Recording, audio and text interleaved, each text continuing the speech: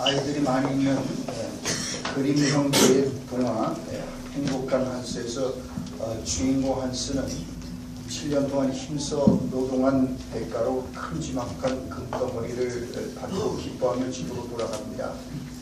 그러나 얼마쯤 시간이 흐르자 그 금덩어리가 점점 무거워지기 시작했고 한스는 그 무거운 금덩어리를 아주 귀찮게 생각이 되었습니다. 마침 어떤 사람이 근사한 말을 타고 간 것을 본 한스는 자신의 그 큰 금덩어리를 그 말과 바꿨습니다. 말을 타고 가볍게 고향으로 갈 수 있게 되었음을 기뻐합니다. 하지만 얼마 후 악마가 나타나서 말을 공격한 까닭에 한스는 그만 말에서 떨어지고 맙니다. 화가 잔뜩 난 이 한스는 그 말을 암수와 바꿔버립니다. 맛있는 우유를 마음껏 먹는 것이 말을 가지고 있는 것보다 낫다고 생각했기 때문입니다. 하지만 이번에도 한스의 기쁨은 오래가지 않았습니다. 그 암소에게서 우유가 한 방울도 나오지 않았기 때문입니다. 그래서 한스는 암소를 돼지하고 바꿨습니다. 그리고 그 다음에는 돼지를 거위와 바꿉니다. 그리고 다시 그 거위를 가위를 갈아주는 사람의 숫돌과 바꿉니다. 힘이 단출해지자 한스는 다시 행복해졌습니다. 그러나 길을 가면 갈수록 그 숫돌 또한 점점 더 무거워지고 귀찮아졌습니다. 목이 마른 한스가 길가에 있는 우물물에서 물을 마시려고 몸을 구부리는 순간에 그 숫돌이 그만 우물에 빠지고 맙니다. 그러자 한스는 어려울 때마다 저를 구해주시니 감사합니다 라고 그렇게 감사기도를 합니다. 행복의 조건인 줄 알았던 소유 때문에 한스가 그걸 불행했고, 그리고 그 금덩어리부터 시작해서 그거를 간수하고 그걸 들고 다니냐고 그렇게 고생했는데, 이제 그 숫돌이 우물에 빠지고 이제는 완전히 자기가 소유하고 있었던 것부터 해방되자 그런 아주 마음의 자유함을 느낍니다. 한스가 그동안 소유했던 것들이 행복해지기 위한 필요 조건들이 아니라 사실은 불행해지기 위한 충분 조건이었음을 깨달은 겁니다. 한스는 그렇게 모든 불행의 조건들로부터 해방된 뒤에 비로소 행복한 마음으로 집에 도착하게 됩니다. 이제 그는 비로소 자신의 존재만으로 기뻐할 수 있는 사람이 된 것이지요. 보통 인간은 외적인 상황, 환경, 조건에 따라 만족하거나 불만족스러워합니다. 슬퍼하기도 하고 또는 기뻐하기도 합니다. 그래서 자신의 인생의 목표를 좋은 아파트, 고급 승용차, 사회에 큰 자리, 또 소유에 두고 거기에서 행복을 찾으려고 그렇게 합니다. 그런데 우리가 빠지기 쉬운 잘못 가운데 하나는 기쁨과 만족이 우리들의 영혼의 자질에서 오는 것이 아니라 오히려 우리의 외부의 사물과 소유와 배경과 조건에서 온다고 생각하는 겁니다. 게임을 좋아하는 한 어린 아이가 그저 게임기만 하나 있으면 더 이상 소원이 없겠다고 생각을 했습니다. 그래서 부모를 조르고 졸라서 마침내 그 게임기를 손에 넣자 그 다음에 이 아이는 롤러브레이드를 하나 가지고 있어서 그걸 마음껏 그거 갖고 골목길을 달릴 수 있으면 좋겠다라고 그런 이렇게 생각을 했습니다. 자, 그래서 이 롤러브레이드를 갖게 됩니다. 그 다음에는 거기서 그치는 게 아니라 자전거를 원했습니다. 자전거를 갖게 되자 또는 이 아이는 스마트폰을 원했습니다. 이 모든 것을 다 가진 뒤에도 그 아이는 결코 만족하지 못했습니다. 자, 불만에 찬 사람을 행복하게 만드는 일은 체에 물을 치우려고 애쓰는 것과 똑같습니다. 아무리 물을 많이 퍼부어도 그 체를 통해서 빠져나가는 속도가 더 빠르기 때문에 체에는 한 방울의 물도 고일 수가 없습니다. 욕망은 끝이 없기 때문입니다.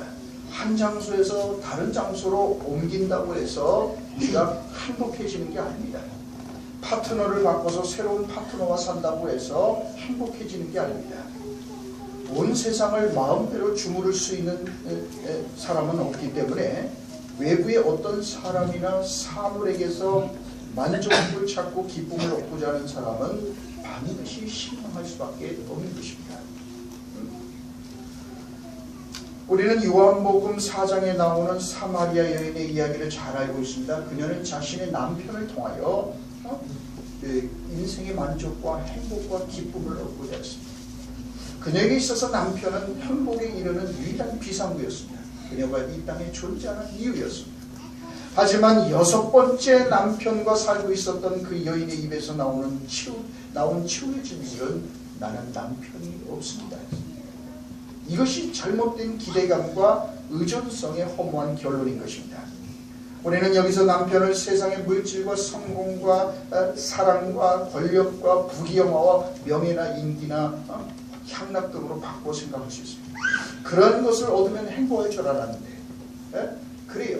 그 어린아이가 게임기를 얻으면 롤러브레이드를 얻으면 더 이상 바랄 게 없을 줄 알았는데 그걸 얻고 나면 자전거를 얻고 난 다음에는 또 스마트폰을 그리고 스마트폰 위에 계속해서 아무리 채우려고 해도 채워지지 않는 것처럼 그래요. 그래서 우리는 이런 것들을 얻으면 행복할 줄 알았는데 막상 다가가서 잡아보면 실결해지지 않습니다. 다시 목마를 뿌리고 그래서 그 사마리아 여인에게 주님께서는 뭐라고 말씀하셨습니까? 이 물을 마시는 자 야곱의 우물에 와서 또 물동이를 지고 와서 타는 목마름을 채우려고 했던 이 여인에게 그렇게 말하죠. 이 물을 마시는 자마다 다시 목마르려니와 내가 주는 물을 마시는 자는 영원히 목마르지 아니하리니 내가 주는 물은 그 속에서 영생하도록 솟아나는 샘물이 되리라. 어디서 솟아나는 거예요? 그 속에서. 우리 바깥에서가 아니고 바깥에 있는 우물이 우리를 만족시켜주는 게 아니라 우리 속에서 솟아나는 샘물을 주리라. 문제는 우리 자신의 밖의 환경과 형편과 조건과 쾌락과 즐거움이라는 우물이 아니라 우리의 존재 속에서 솟아나는 생수의 샘입니다. 곧 우리 자신 안에 샘이 있어야 한다는 것입니다. 우리는 자꾸만 어리석어서 밖에 있는 야곱의 우물가를 맴돌고 있습니다. 여기에 우리 시대를 향한 주님의 메시지가 들어있습니다. 참된 행복, 참된 기쁨, 참된 평화는 바깥의 조건과 상황이나 사람들로부터 오는 게 아니라 우리 자신의 존재됨의 선물이라는 것을 잊지 말아야 된다. 그것은 우리 각자가 하나님께서 원하시는 참된 존재가 될 때 자동적으로 따라오는 부산물이지 밖에 있는 어떤 것을 소유하거나 어떤 것을 우리가 가짐으로써 주어지는 것이 결코 아니라는 거예요. 사마리아 여인이 예수님을 만났던 그 정오에 뜨거웠던 그날 그 사마리아 여인에게 외면적으로 보이는 무슨 사건이 일어났습니까? 그날 그녀에게는 그녀의 환경이나 외부적 조건에는 아무것도 달라진 거 없습니다. 그녀 모습 그대로였습니다. 물동이를 이고 온 그 모습 그대로였습니다. 그러나 그녀의 내면에서 기적적인 치료가 일어났던 것입니다. 그녀는 오히려 정말 이제 자기 자신이 되어서 그녀 안에 다시는 목마르지 않게 하는 하나님의 우물이 생겨났습니다. 그래서 기쁨에 가득 차서 물동이를 버려두고 마을로 뛰어나갔습니다. 자신의 과거를 다 알고 있는 메시아를 만났다고. 그 모든 사람들을 피해서 눈치를 보면서 숨어서 그래서 뜨거운 정오 시간에 동네 사람들 눈에 입에 오르내리는 게 싫어서 그래서 그렇게 홀로 물길러 왔던 여인이었지만 이제 해방되고 자유해서 동네 사람들에게 기뻐서 물동이도 버려두고 그렇게 뛰쳐나갔어. 내 과거를 다 알고 있는 메시아를 기뻐 뛰며 그렇게 외쳤단 말이지. 이제 그녀는 의존증인가 잘못된 기대증이라는 사슬에서부터 자유함을 얻었습니다. 그녀는 자신 아닌 그 누구에게 기대거나 의존해서 살아가지 않아도 되게 되었습니다. 이것이 주님께서 주시는 그런 선물인 것입니다. 그리스도 안에 있는 은총의 현실인 것입니다. 사람의 행복은 결단코 환경과 조건에 따라 결정되도록 의도되지 않았습니다. 이 점은 우리가 흔히 범하기 쉬운 치명적인 잘못 가운데 하나입니다. 사람들은 환경과 형편과 조건과 배경이 행복과 기쁨을 결정한다고 생각합니다. 그래서 행복을 물질로 사려고 합니다. 그러나 결코 그럴 수 없다고 주님 말씀합니다. 쾌락은 돈 주고 살 수 있을지 몰라도 행복을 돈 주고 살 수는 없습니다. 돈으로 좋은 침대를 살 수는 있을지 몰라도 달콤한 숙면을 돈 주고 살 수는 없습니다. 돈으로 쾌락을 살 수 있을지 몰라도 진정한 사랑은 돈 주고 살 수 없습니다. 돈으로 산의 진미를 살 수는 있을지 몰라도 식욕을 살 수는 없지 않습니다. 돈은 쓸모가 많지만 이 세상에서의 인간의 행복은 돈이나 물질이나 소유에 의해서 결정되지 않습니다. 따라서 우리가 환경이나 조건을 의지하는 한 우리는 불행해질 수밖에 없는 것입니다. 그래서 오늘 본문 말씀은 물질 만능주의의 미로 속에서 길을 잃고 방황하고 있는 우리 현대인들이 가야 할 길에 대하여 말씀합니다. 주 안에서 항상 기뻐하라. 내가 다시 말하노니 기뻐하라. 간단한 이 말씀은 기쁨과 만족을 잃어버린 채 불평과 불만 속에서 시들어가고 있는 우리 현대인들에게 주시는 하나님의 추방전입니다. 오늘 본문은 우리가 어디에서 기뻐해야 된다고 말씀합니까? 주 안에서 기뻐해야 된다고 말씀합니다. 하지만 이 말씀은 우리들을 불편하게 하는 말씀이 아닐 수 없습니다. 왜 그렇습니까? 우리는 나름대로 삶의 여한을 가지고 살아가고 있습니다. 우리에게서 기쁨과 평안을 빼앗아가는 수많은 난제와 어려움에 우리는 둘러싸인 채 살아가고 있기 때문입니다. 어떤 이들은 사랑하는 아내 혹은 남편을 잃을 수도 있고, 직장을 잃을 수도 있고, 건강을 잃을 수도 있고, 어떤 사람은 개인적으로 사업에 실패할 수도 있고 등등 수많은 개인적인 삶에서도 공적인 삶의 영역에서도 우리를 슬픔에 빠지게 할 수 있는 요소들이 곳곳에 전복해 있습니다. 언제 어떤 일을 만나게 될지 모르는 그야말로 살 얼음판을 걸어가듯이 그렇게 아슬아슬하게 살아가는 나날들이 우리에게 있습니다. 이런 상황과 형편과 조건 속에서 살아가면서 어떻게 항상 기뻐할 수 있다는 말입니다. 그러나 주님께서 말씀합니다. 주 안에서 항상 기뻐하라. 내가 다시 말하노니 기뻐하라. 그런데 우리는 우리의 살아가는 삶의 현장을 가만히 보면 도대체 기뻐할 일이 없는데 어떻게 항상 기뻐할 수 있단 말인가, 이런 의구심이 들지 않을 수 없습니다. 그래서 오늘 본문 말씀은 우리 모두가 기쁨의 원적지를 찾아가야 된다라고 말씀한 거예요. 그렇다면 우리들의 참된 기쁨이 바로 나는 기쁨의 원적지가 어딜까요?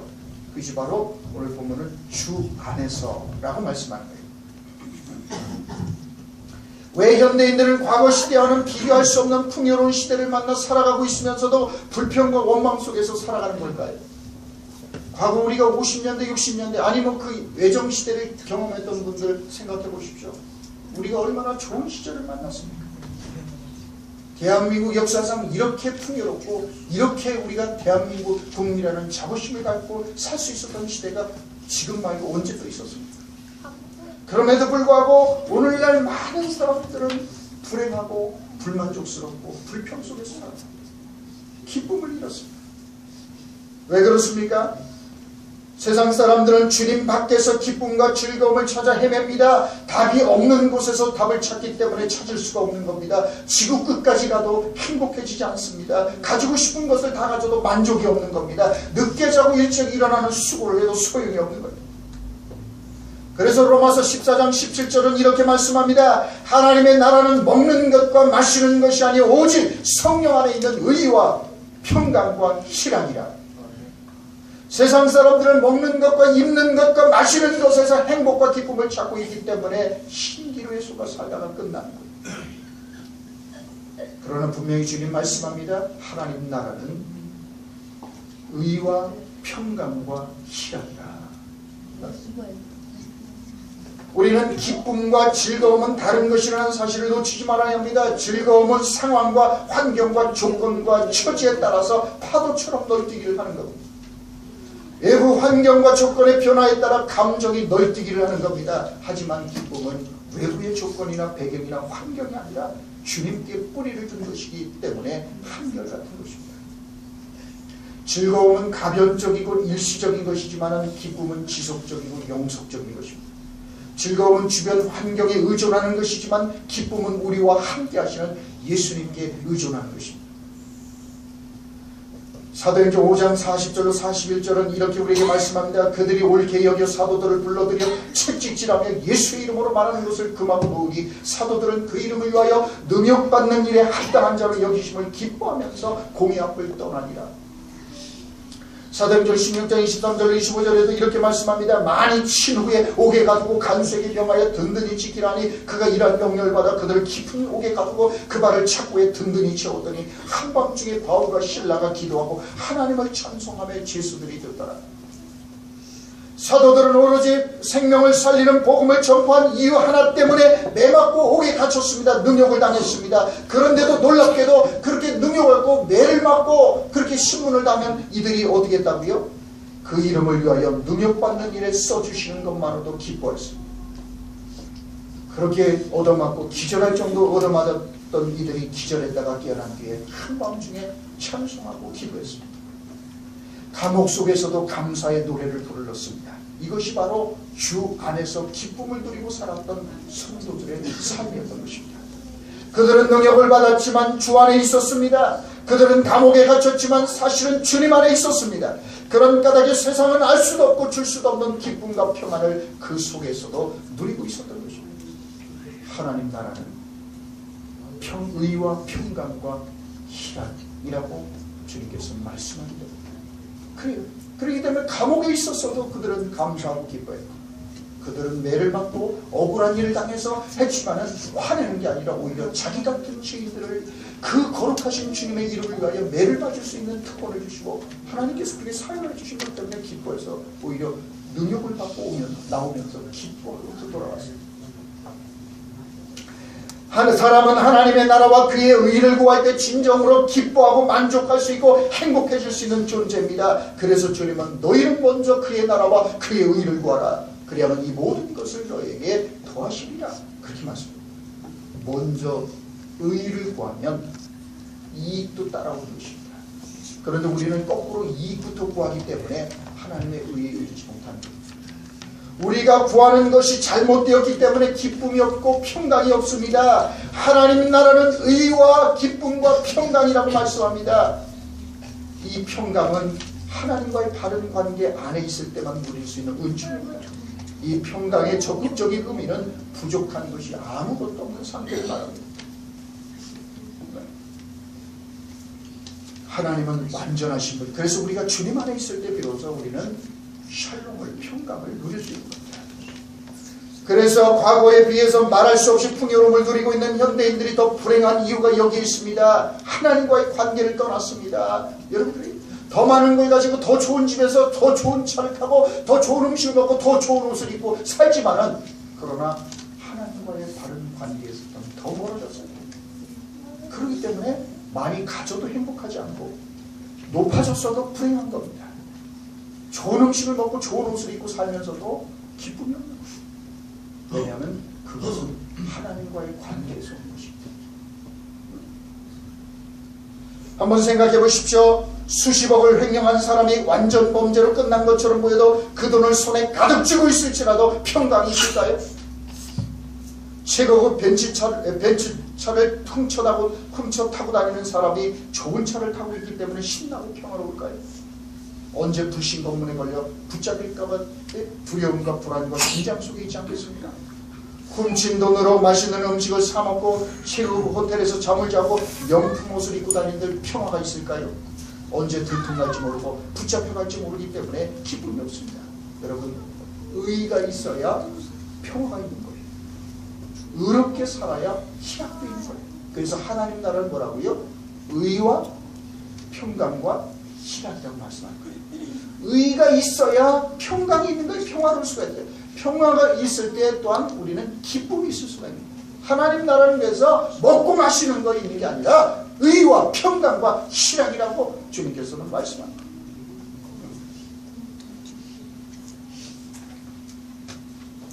그렇습니다. 아무리 세계 최고의 휴양지가 있고 온 세계를 다 돌아다니며 여행을 한다고 할지라도 의가 없으면 평화가 없습니다. 희락이 없습니다. 기쁨이 없습니다. 돌아서면 허무하고 공허합니다. 여러분, 사람은 힘들어도 선한 일을 하고 의로운 일을 하고 하나님의 뜻을 위하여 살고 있을 때 행복하고 기쁨이 생겨나는 겁니다.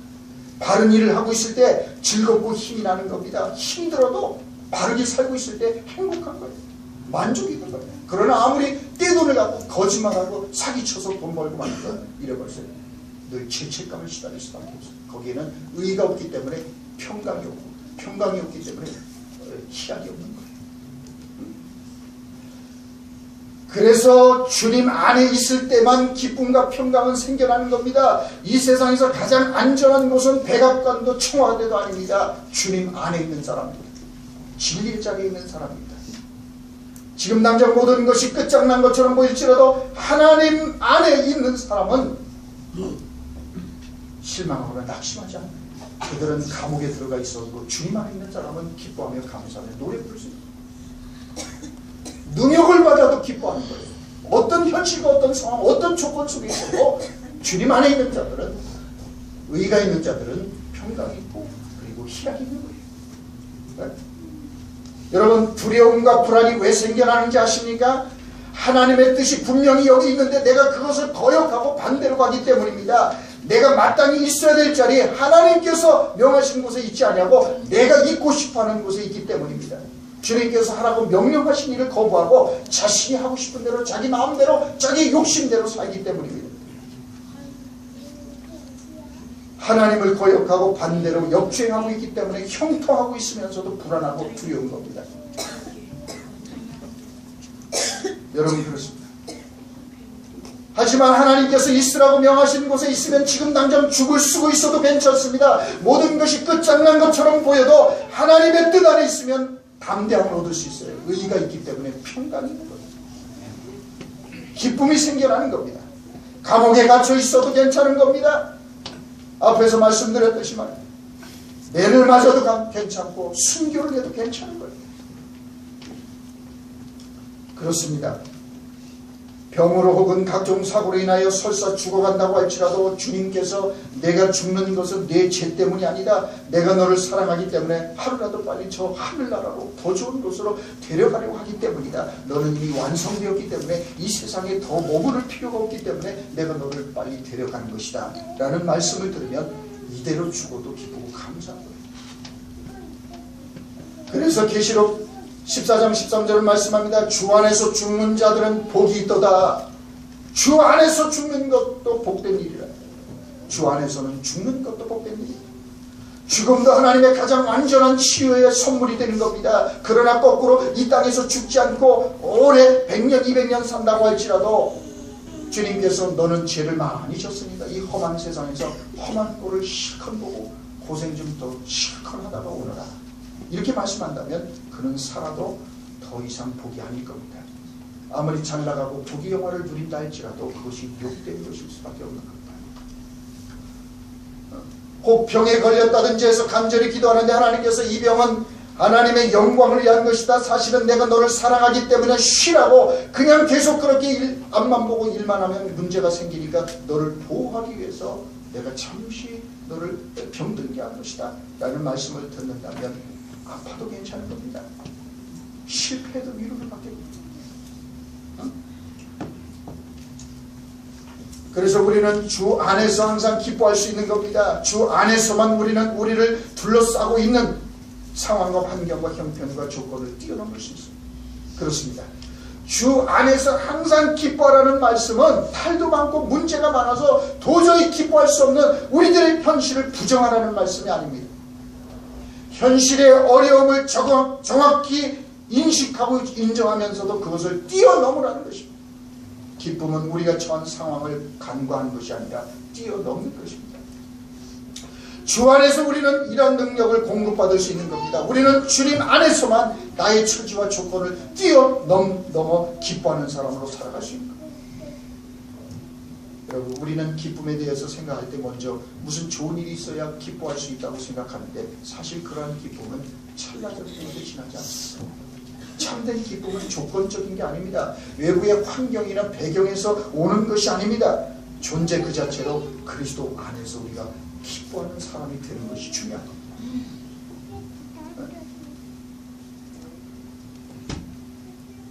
밖의 조건이나 상황이 고요해서 고요한 것이 아니라 우리의 내면이 평화롭기 때문에 평화로운 것입니다.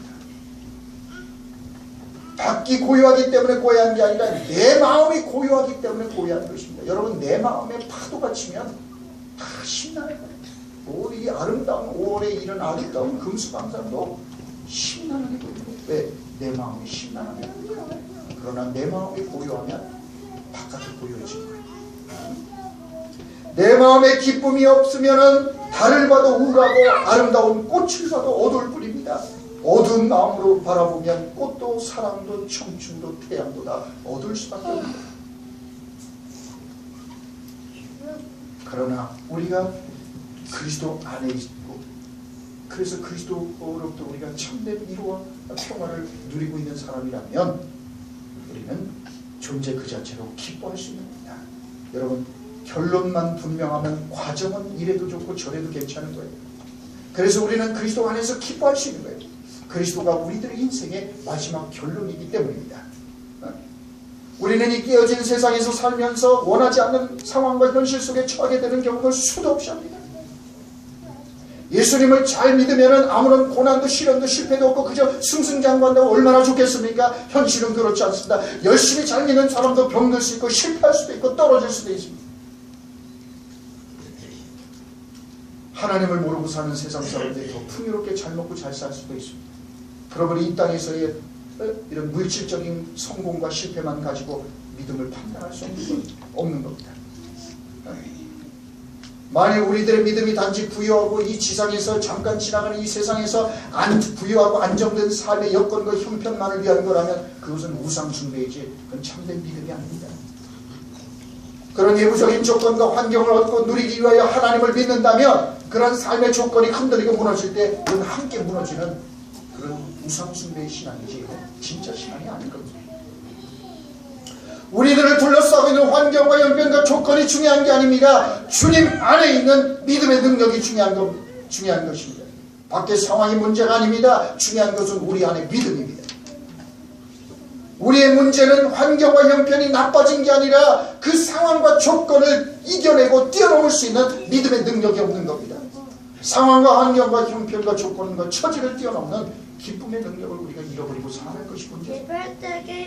우리는 믿음으로 구원을 이미 받았습니다. 하지만 구원받은 인생에도 고난이 있고 시련이 있습니다. 고통이 있습니다. 병들 수도 있고 실패할 수도 있습니다. 직장을 잃어버릴 수도 있고 사랑하는 이들을 먼저 떠나보내는 아픔을 겪을 수도 있습니다. 고난은 우리들의 삶에서 피할 수 없는 현실입니다. 사실 우리들의 인생은 고난의 연속입니다. 하지만 고난만큼 분명한 한 가지 사실이 있습니다. 그것은 바로 어떤 고난과 시련과 환난일지라도 우리에 대한 하나님의 사랑에서 끊을 수 있는 게 아무것도 없다는 것입니다. 그래서 로마서 8장은 우리에게 말씀하지 않습니까? 8장 35절로부터 39절에서 말씀하지 않습니까? 그래요. 칼도 환난도 시련도 사망도 권세자들도 장래일도 높음이나 깊음이나 다른 어떤 피조물이라도 우리 주 그리스도 예수 안에 있는 하나님의 사랑에서 끊을 수 없습니다. 예수 그리스도 안에 있는 하나님의 사랑에서 죽음도 우리를 끊을 수 없다라고 분명히 로마서 8장은 선포합니다. 인생의 눈보라도 거친 풍랑도 가혹한 시련과 고난도 이 그리스도 안에 있는 하나님의 사랑에서 우리를 끊을 수 없습니다. 그래서 바울 사도는 내게 능력 주시는 자 안에서 내가 모든 것을 할 수 있느니라고 선포했던 것입니다. 여러분 그렇습니다. 그래서 우리가 주 안에서 우리가 항상 기뻐할 수 있고 주 안에서 우리는 승리할 수가 있는 것입니다. 우리가 잘 아는 스데반 집사는 돌에 맞아 죽습니다. 그러나 그는 너무나도 행복했습니다. 성경은 그의 얼굴이 천사의 얼굴과 같았다고 보도합니다. 자신을 돌로 쳐 죽이고 있는 이들이 불쌍해서 저들의 죄를 용서해달라고 그렇게 오히려 그들을 위해서 오히려 중보기도 하면서 그는 천사의 얼굴로 그렇게 기뻐하며 죽어갔습니다. 여러분 그렇습니다. 죽어가고 있으면서도 그는 기쁨에 차서 이미 하나님 나라를 보고 있었습니다. 서서 바라보시는 예수님을 봅니다. 그 주님과 눈이 마주치는 순간 아픈 것도 없고 억울한 것도 없습니다. 더 이상 세상은 보이지 않았습니다. 미운 사람도 없습니다. 미래가 확실하면 현재는 미래 속에 녹아져 버리고 만 겁니다. 저 아름다운 미래에다 흡수돼버리는 겁니다. 이것이 주님 안에 있는 이들에게 주어지는 은총의 현실인 것입니다. 그래서 우리는 주 안에서 기뻐할 수 있는 것입니다.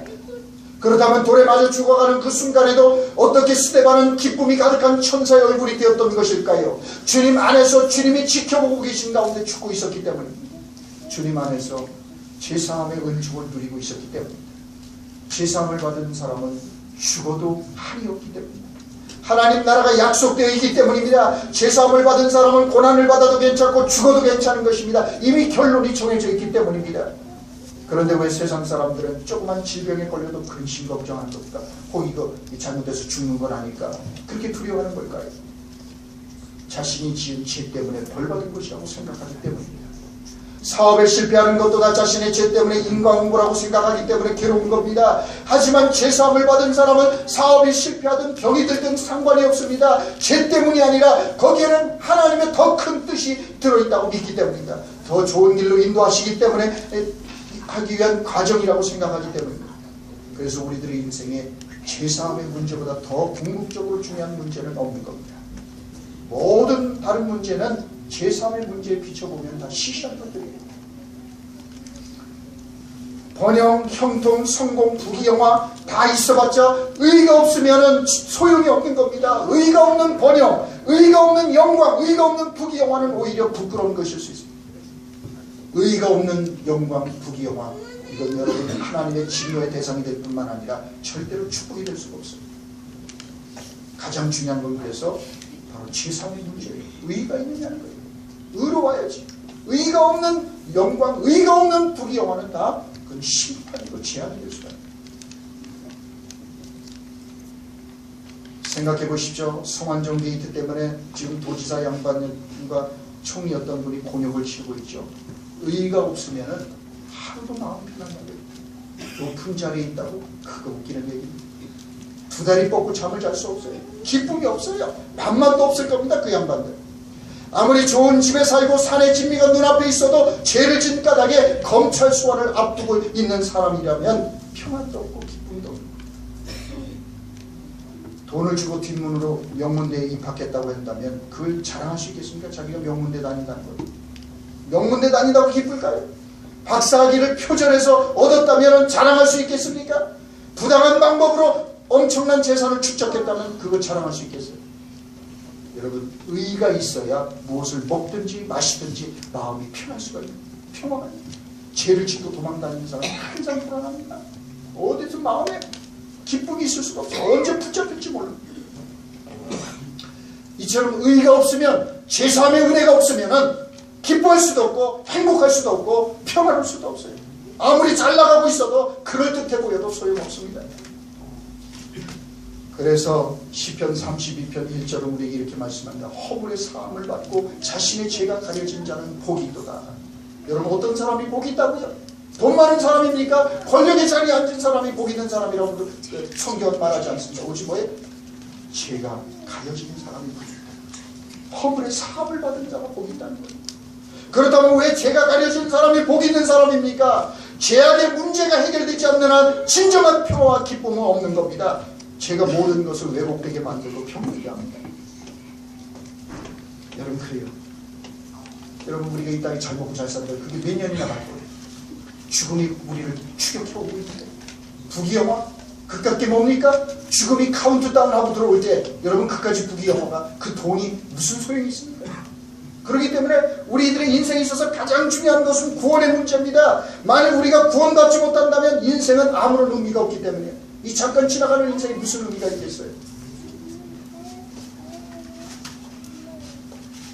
자, 그렇기 때문에 구원이 결정되어 있지 않는 영혼은 아무리 좋은 휴양지에 있어도 마음이 불안할 수밖에 없는, 가장 좋은 환경과 형편과 조건 속에서도 두려움을 떨치지 못할 겁니다. 심지어는 예배당에 나와서 찬송을 부르고 있으면서도 불안할 수밖에 없는 겁니다.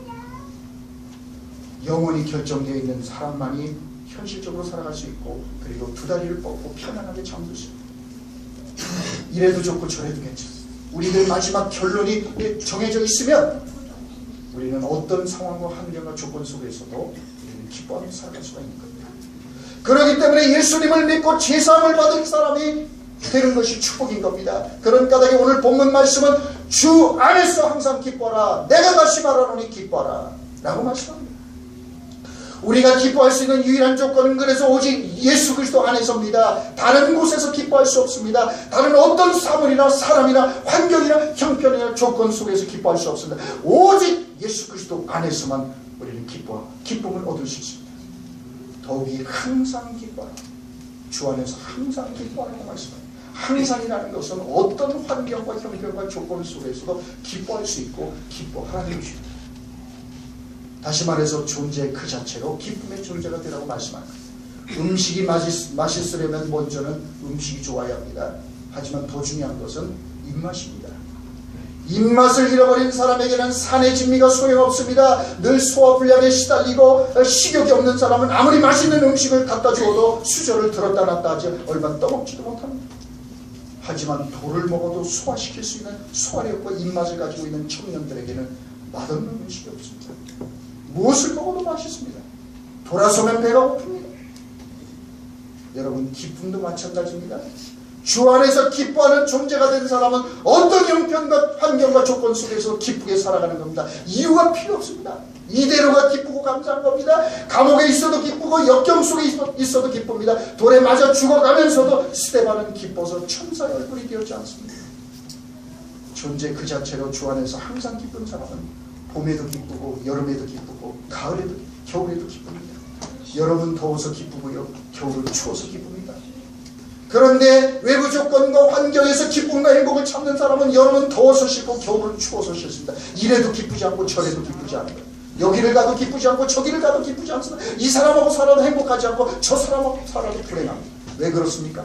그 존재 자체로 불행한 사람입니다. 여러분, 거울은 결코 먼저 웃지 않습니다. 거울은 우리가 먼저 웃어야 따라서 웃습니다. 우리가 주님 안에서 기뻐하는 존재로 거듭나 살아가게 될 때 우리들을 둘러싼 모든 상황과 환경과 형편과 조건도 다 웃게 될 것입니다. 우리가 웃어야 우리들의 가정도 웃고 남편도 아내도 자녀들도 웃습니다. 교회도 웃고 나라도 웃고 세상도 웃습니다. 데살로니가전서 5장 16절에서 그래서 주님은 이렇게 말씀합니다. 항상 기뻐하라. 얼마나 간단합니까? 항상 기뻐하라. 여기는 다른 부연 설명도 필요 없어요. 다른 조건도 필요 없어요. 항상 기뻐하라. 이것이 너희들을 향한 하나님의 뜻이다. 우리 모두 모쪼록 주님 안에서 존재 그 자체로 기뻐하라. 살아가는 그런 하나님의 사람들이 되겠습니다. 정말 우리가 기쁨을 주는 기쁨의 사람으로 살아가는 데 주의 이름으로 축원합니다.